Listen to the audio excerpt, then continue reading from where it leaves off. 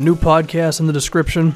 Talked about Kobe Bryant's all-time ranking, as well as Brockhampton, and how they are probably the best thing in hip-hop music at the moment.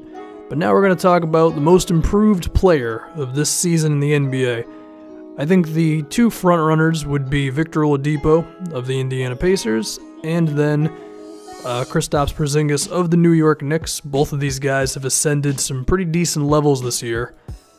But if we're going by who has taken the biggest jump this season, that's probably Oladipo, because I don't know how many people had a positive opinion about him after his previous season in OKC, where we kind of got ourselves hyped up for the idea of a dynamic backcourt with Westbrook and him being really athletic and making a lot of transition plays, and there were still definitely those moments, but Oladipo was a little disappointing. Now, you could say some of that is because Westbrook had the ball nearly all the time, so Victor was not able to really show off what he could do.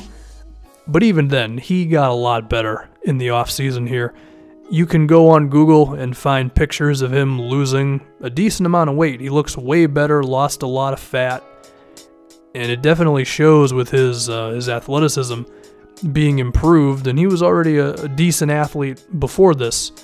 But also, it seemed like before this season, Oladipo was never going to really carve out a thing for himself offensively. Is he going to be a lights-out three-point shooter? Is he going to be a very good playmaker? Is he going to be able to get to the rim relentlessly? And he's checking off boxes this season, man. His three-pointer is through the roof. He's hitting pull-up shots. He's killing teams when they go under him on the pick and roll. If you leave him open, it's almost a guaranteed 3 points.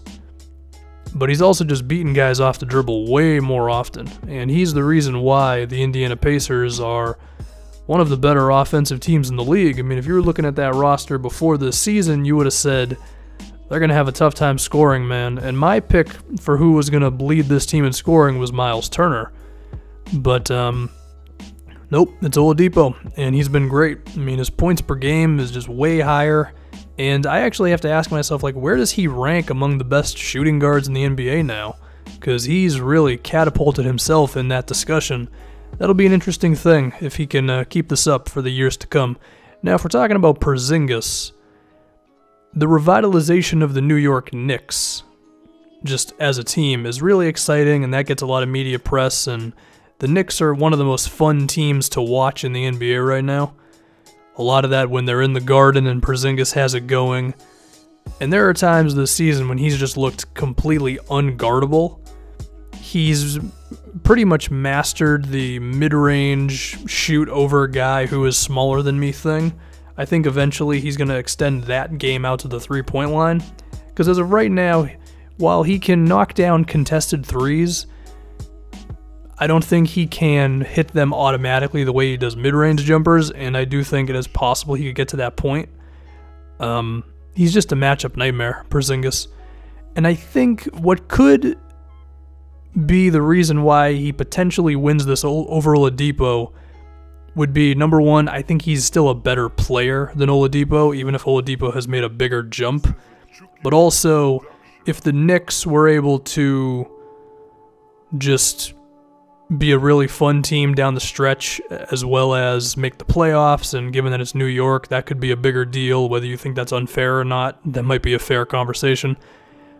But Porzingis has been playing great, and I don't think he's too far down Oladipo. Victor definitely has made a bigger jump, but I think Porzingis, depending on how high he gets as the season goes, maybe he could edge this one out. I think it's worth talking about a few other guys, though, one of which is Giannis.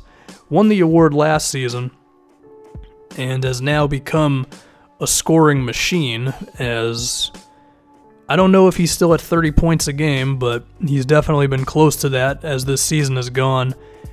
He's impossible to guard in a different way from Porzingis, in the sense of Giannis's spin move is insane, because he will get 1 foot into the three-point line, hit you with a spin move, and he's like 3 feet away from the basket because his strides are ridiculously long, and then he's also got those super long arms which give him extra whatever of room to work with, to where even if you do manage to stop him from getting right underneath the basket, he's just going to shoot something over you anyway. I mean, who saw that tweet where Jameer Nelson had to pass the ball off when Giannis was closing in on him for an open layup, and Giannis was at like the 3-point line, and Jameer Nelson still had to pass it out? Like, Giannis's athleticism is just ridiculous combined with his physical stuff, and he's really mastered all this. Now, his stats, they go from about 23, 24 points a game last season to like 27 to 30 points a game this season, I guess, depending on where he finishes. Some people might view that as not high enough of a thing, but if he finishes this season, I don't know, as the consensus like 7th or 8th or 9th best player in the league, then perhaps people would talk about it. And there's a chance that he could just get better as this season goes, because he seems to get better by the day. His playmaking is around 4-5 assists a game. Maybe that could step up. Maybe Milwaukee just goes on a winning tear because they have been a better team once they acquired Eric Bledsoe. Who knows? And the last one, or the second to last one, Aaron Gordon. The shooting has finally caught up to the athleticism,